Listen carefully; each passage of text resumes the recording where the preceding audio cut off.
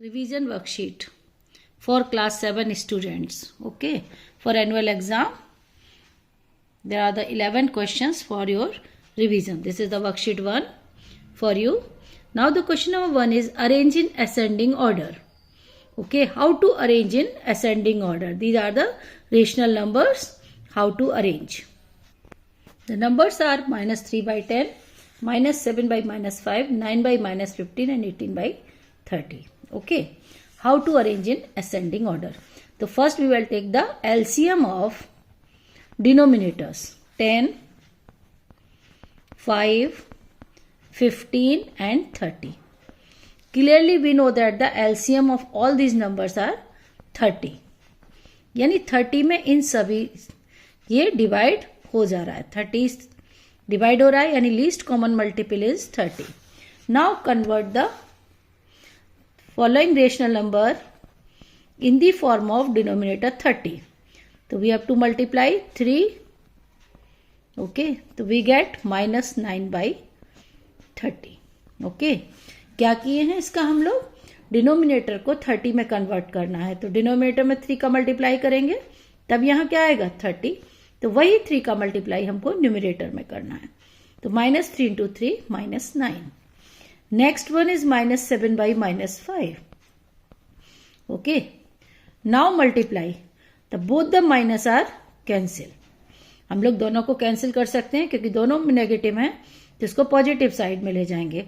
और यहां मल्टीप्लाई हमको कितने का करना पड़ेगा 6 का, क्योंकि 5 into 6 30. तो same number multiply in the numerator also. 7 into 6 42. Next one is 9 by -15. Okay, तो नाउ मल्टीप्लाई बाय -2. -15 में कितने का मल्टीप्लाई करेंगे -2 का. तो डिनोमिनेटर क्या आएगा 30. तो same -2 multiply in the numerator. तो we get -18. Okay, and the last one is 18 by 30. No need to multiply any number in the 30. Okay, अगर 1 का मल्टीप्लाई भी करेंगे तो सेम नंबर आएगा. अब हमको इसको अरेंज करना है असेंडिंग में, यानी इनमें जो सबसे छोटा नंबर है वो हमको सबसे पहले लिखना है. तो सबसे छोटा कौन सा है -18 by 30. इससे बड़ा होगा -9 by 30. इससे भी बड़ा होगा 18 by 30 और इससे भी बड़ा है 42 by 30. ठीक है, अब हम लोग इसका ओरिजिनल नंबर लिखेंगे. -18 by 30 का ओरिजिनल नंबर क्या है 9 by -15. इससे बड़ा -3 by 30 यानी -9 by 30 -3 by 10. ये अरेंज कर रहे हैं, ग्रेटर का साइन भी दे सकते हैं. 18 by 30 and the last 42 by 30 is -7 by -5. Okay, arrange in the ascending order. छोटे से बड़े की तरफ हमने इसको अरेंज कर दिया. Okay, question number 2. What number should be added to -3 by 7 so as to get 1. यानी -3 by 7 में क्या प्लस करें कि आंसर हमारा क्या आ जाए 1. देखिए, -3 by 7 में क्या प्लस करें कि आंसर क्या आना चाहिए 1. सपोज हम मान लेते हैं यहां पर हम लोग x ऐड करें तो ये आंसर क्या आ गया 1. ओके, तो x इक्वल टू, आप लोग लीनियर इक्वेशन अब तक पढ़ चुके हैं, जो नंबर इधर माइनस है तो RHS में क्या हो जाता है प्लस. तो हम लोग यहां पर एलसीएम लेंगे 7 into 1 7 plus 3. The answer is 10 by 7. So what should be added? -3 by 7. Answer is 10 by 7. Okay. The question number 3. Evaluate 37 minus 16.58 plus 12.25. बहुत सिंपल है, लेकिन बहुत सारे बच्चों को डेसिमल में बहुत दिक्कत होती है एडिशन सब्ट्रैक्शन में. देखिए कैसे करते हैं. The question is 37 minus 16.58 plus 12.25. Okay. Now by rule we can add 37 plus 12.25. तो how will you add? 13.00. Decimal के बाद 2 जीरो लगाएंगे और इसमें ऐड करेंगे 12.25 को और सब्ट्रैक्ट करेंगे 16.58 को. देखिए एडिशन के लिए हम लोग को क्या करना पड़ता है, डेसिमल के नीचे डेसिमल होना चाहिए. इस तरीके से ऐड करते हैं. तो एडिशन में क्या हो जाएगा, 0.25 तो यहां आएगा क्योंकि जीरो में ऐड कर रहे हैं. 7 प्लस 2 9, 3 प्लस 1 4. तो ये हो गया आपका, यहां लिखेंगे 49.25 माइनस 16.58. ऐसे सब्ट्रैक्शन में अगर आपको दिक्कत आती है तो इसके नीचे लिख लीजिए 16.58. अब नाउ सब्ट्रैक्ट 15 माइनस 8 7, 11 या 1 हुआ, 1 में कैरी लिए. 11 minus 5 is 6. Now 8 minus 6 2, 4 minus 1 3. The answer is 32.67. और अगर इसको हमको रेशनल नंबर में चेंज करना है तो हम लोग क्या लिख सकते हैं, 3267. डेसिमल के बाद 2 numbers, it means divide by 100. Okay. Question number 4 is from the chapter exponents. Find the value of x. 1/16 into 1/2 raise to power 2 equal to 1/2 raise to power 3 into x minus 2. Okay. देखिए 1/16, तो 1/16 into 1/2 raise to power 2, 1/2 raise to power 3 x minus 2. तो यहां base क्या है, 1/2. यहां भी base 1/2 है, तो इसको भी हम लोग बेस 1/2 में कन्वर्ट करेंगे. तो 16 को हम लोग क्या लिखते हैं, 1/2 रेज टू पावर 4. 2 इंटू 2, देखिए 2 into 2 4 into 2 into 16. Okay 4. Now 1/2 raise to power 2, 1/2 raise to power 3x minus 2. Okay. Now अब रूल अप्लाई करेंगे, a raise to power m into a raise to power n. देखिए दोनों में base same है, तो इसका answer क्या होता है, a raise to power m plus n. तो सिमिलरली यहां क्या हो जाएगा, 1/2 रेज टू पावर 4 प्लस 2 6. और यहां पर क्या है, 1/2 raise to power 3x plus x minus 2. अब यहां पर क्या है, अगर दोनों का बेस सेम है, a raise to power m है और यहां पर a raise to power n है, इसका मतलब पावर्स भी क्या होंगे आपस में इक्वल. तो वही रूल लगाएंगे. तो दोनों की बेस सेम है तो पावर्स भी आपस में इक्वल होंगी, यानी 3 into x minus 2 is equal to 6. अब सॉल्व करेंगे, 3 का मल्टीप्लाई करिए, 3x, 3 इंटू 2 6. अब इक्वेशन की तरह सॉल्व करेंगे, 6 प्लस 6 यानी 3x इक्वल टू 12. तो हम लोग कह सकते हैं x equal to 12/3. It is equal to the 4. तो value of x is 4. Question number 5. In an exam, 14% students failed and 559 students passed. Determine the number of the student who failed. यानी ये question कहाँ से है, percentage से, और बहुत important question है. देखिए इसका सॉल्यूशन कैसे होगा. देखिए क्वेश्चन में है परसेंटेज ऑफ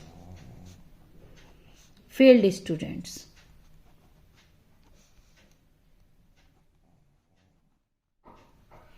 कितनी दी है, 14%. अब आप लोग कह सकते हैं कि जब 14% फेल है तो पास परसेंटेज क्या होगी, परसेंटेज ऑफ पास्ड स्टूडेंट्स. जो पास किए हैं उनका परसेंटेज कितना होगा, टोटल तो 100 ही होता है, तो 100 minus 14 which is equal to the 86%. Okay, यानी 86% क्या हुए हैं, स्टूडेंट पास्ड. अब दिए हमको नंबर ऑफ पास स्टूडेंट दिए हुए हैं, number of passed students which is equal to the 559. Okay, और हमको निकालना क्या है कि जो फेल हुए हैं. ठीक है, अब मान लेते हैं total students, total number of students x ले लेते हैं। तो जो 86% स्टूडेंट्स हैं वो क्या हैं आपके 559। 86% ऑफ x इक्वल टू 559। अब इसको कैसे सॉल्व करते हैं? 86/100 into x equal to 559। Now x equal to 559 into 100/86। अब इसे हमको डिवाइड करना है और इसका आंसर निकाल देना है। तो इसको हम लोग कैंसिल कर लेते हैं 2 से, 50 और ये है 43। अब 43 से इसको डिवाइड करते हैं। तो डिवाइड किए तो इसको कितनी बार यहां से कैंसिल हुआ? 13 टाइम्स। तो 13 इंटू 50 इज 650। यानी टोटल स्टूडेंट्स क्या है आपके 650। और हमको निकालने फेल स्टूडेंट, पास हमको पता है, तो यहां लिखेंगे नंबर ऑफ फेल्ड स्टूडेंट्स।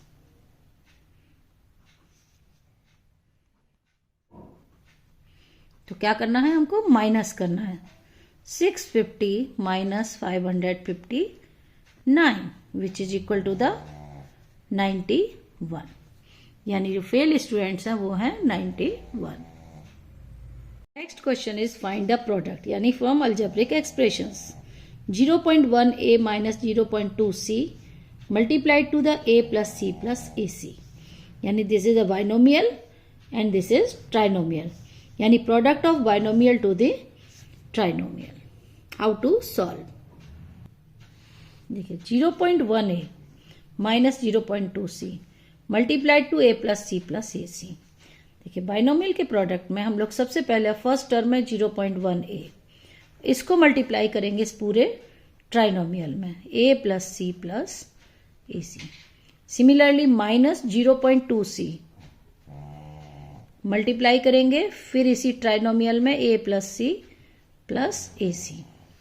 अब देखिए 0.1a into a which is equal to the 0.1a square. Similarly 0.1a into c यानी 0.1ac plus 0.1a into ac, it means 0.1a square c यानी a into a square and c। Similarly minus 0.2ac a into c minus 0.2c square minus 0.2ac square. देखिए क्या किए हैं, इसका multiply तीनों में करते चले गए। माइनस है तो सबका sign change.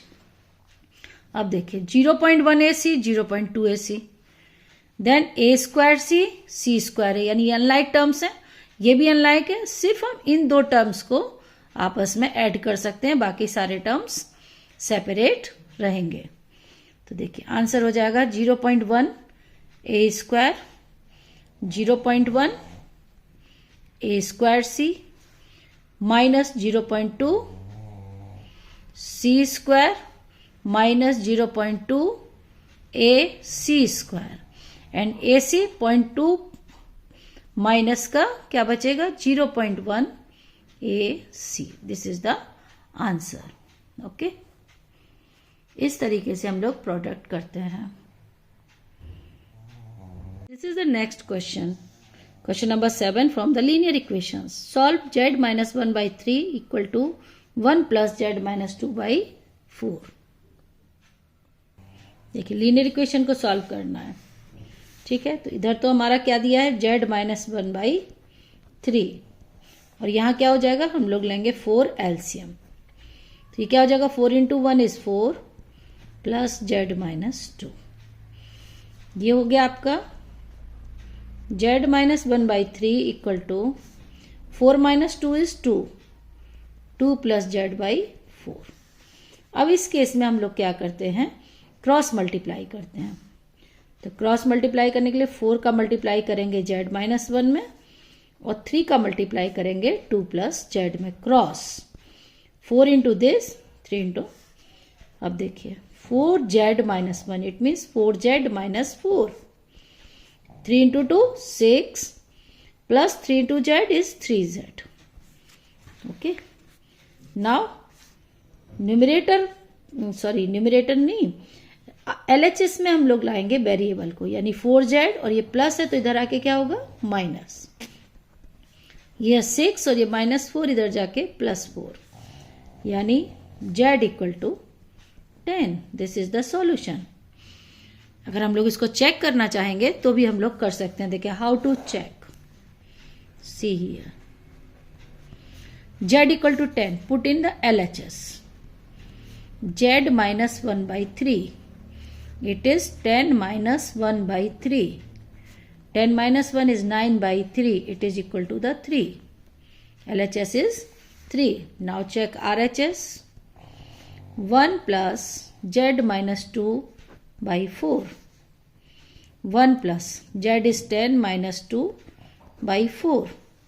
It means 1 plus 10 minus 2 is 8/4. Cancel 2. So 1 plus 2 is 3. यानी LHS equal to RHS. It means the answer is correct. Number 8. If the sides of a triangle are 3 meter, 4 meter and 6 meter long, determine whether the triangle is right angle triangle or not. Okay. Check करना है कि right angle triangle है या नहीं. 3 sides दी हुई हैं. मान लेते A side is 3 metre, B is 4 metre and C is 6 metre. Check करना है कि राइट एंगल ट्राइंगल की साइड्स हैं या नहीं. तो राइट एंगल ट्राइंगल में हम लोग पाइथागोरस थ्योरम पढ़ते हैं. तो the sum of the squares of 2 smaller sides equal to the square of the longest side, यानी 2 छोटी स्क्वायर का सम बड़ी वाले स्क्वायर के बराबर आ जाता है तो वो राइट एंगल ट्राइंगल है, नहीं तो नहीं है. तो हम लोग 2 छोटी, यानी 2 छोटी हमारी क्या है A एंड B, दोनों को स्क्वायर का सम देखेंगे, यानी 3 का square plus 4 square. 3 square is 9 and the 4 square is 16. दोनों का सम हो जाता है 25. और जो लॉन्गेस्ट साइड है वो C है हमारी 6 मीटर, तो C square equal to 6 square it is 36. यानी दोनों का जो सम है स्क्वायर का वो आपका C लॉन्गेस्ट साइड के स्क्वायर के बराबर नहीं है. तो लिख देंगे no, these are not the sides of a right angle triangle. Okay. Question number 9. The radius of a wheel of a bus is 0.70 metre.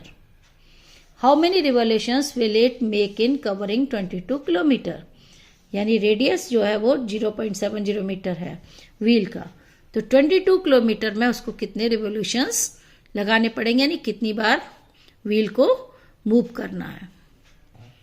The radius is given that 0.70 metre and हमको क्या निकालना है circumference. Circumference होती है एक round में चली हुई डिस्टेंस.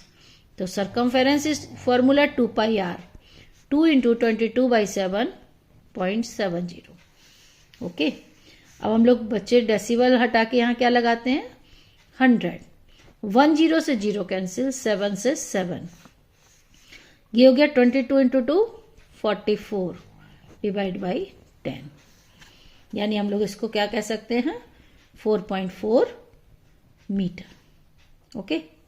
अब वो कह रहा है कि हाउ मेनी रिवोल्यूशंस. तो हम लोग क्या करेंगे नंबर ऑफ रिवोल्यूशंस निकालने के लिए जो डिस्टेंस दी हुई है उसको डिवाइड करेंगे सरकमफेरेंस से. यानी डिस्टेंस दी है 22 किलोमीटर और सरकमफेरेंस हम लोग निकाले हैं 4.4 मीटर. यानी ये डिवीजन तभी पॉसिबल है जब दोनों की यूनिट सेम हो. तो 1 किलोमीटर में कितने मीटर होते हैं 1000 डिवाइड बाई 4.4. फिर हम लोग डेसिमल हटा के एक 0 यहाँ इधर बढ़ा देते हैं तो आसानी रहेगी. इससे हम लोग इसको 5 टाइम्स काट लेंगे. तो नंबर ऑफ रिवोल्यूशंस कितने हो जाएंगे 5000. सीधा सा कितने राउंड रिवोल्यूशंस आएंगे 5000. हो गया answer. Question number 10. The average salary of 19 workers in a factory is rupees 12,000 per month. If the salary of the manager is rupees 42,000 per month. Find the average monthly salary paid to all the employees. ये question किससे है? Mean से। हमको average निकालना है। तो 19 workers की average salary is 12,000 है और मैनेजर की 42। तो एवरेज सैलरी उनकी मंथली कितनी हुई? देखिए, एवरेज सैलरी ऑफ 19 वर्कर्स। तो यहां पर हम लोग क्या करेंगे? टोटल सैलरी निकालेंगे। Total salary of 19 workers. अब एक की एवरेज सैलरी दी हुई है 12,000, तो 19 की कितनी हो जाएगी? 12,000 इंटू 19, तो ये आएगी 2,28,000। इसको हम लोग रुपीज में लिखेंगे 2,28,000। और सैलरी ऑफ मैनेजर जो दी हुई है वो हमको कितनी दी है? 42,000। Salary of manager equal to rupees 42,000। अब all the 20, total salary of 20 person. अब यहां पे कितने लोग हो गए? 19 वर्कर्स प्लस 1 मैनेजर, यानी total workers equal to 20 and the total salary अब कितनी हो जाएगी? 2,28,000 प्लस 42,000। मैनेजर की सैलरी 42,000 है, उसमें ऐड करेंगे तो ये हो जाएगा इक्वल टू रुपीज 2,70,000। ओके, अब हमको निकालनी क्या है? एवरेज सैलरी, यानी मीन सैलरी, एवरेज सैलरी। तो हम लोग एवरेज के लिए क्या करते हैं? Total salary divide by number of person, यानी 20 है। जब हम लोग इससे डिवाइड करेंगे तो ये आएगा, 0 कैंसिल कर देते हैं, 2 से करेंगे तो 1,3,5,0,0, यानी एवरेज सैलरी हो गई 13,500। Okay, and the last question है इस वर्कशीट का। Name all the vertices, edges and faces of the given pyramid. ये क्या है? पिरामिड है। अब इसमें हमको वर्टिसेस लिखनी है। देखिए यहीं पर बना देते हैं इसको। Vertices, vertices means corner. तो ए कॉर्नर है, बी कॉर्नर है, सी, डी एंड ई, या ये क्या होगा? इसकी वर्टिसेस। अब आपको एजेस लिखनी है। Edge means sides.